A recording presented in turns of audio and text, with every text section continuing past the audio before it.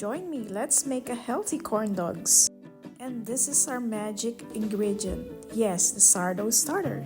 Adding sourdough starter into your food is like taking prebiotics because sourdough starter has good microbes that help pre-digest the flour.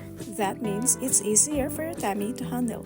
Now let's get moving and prepare our sourdough batter. We're just gonna add the starter into the bowl and mix everything together.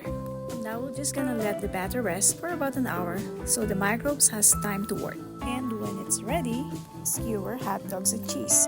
Pat them dry and dust with potato starch.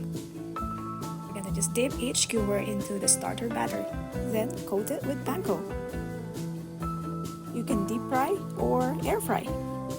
Either way, it turns beautifully crispy outside and fluffy inside. Add ketchup and mayo, then enjoy. Sourdough isn't just for bread, it's a way to make simple snacks a little better for your gut. Look at our little taste tester, she's enjoying it.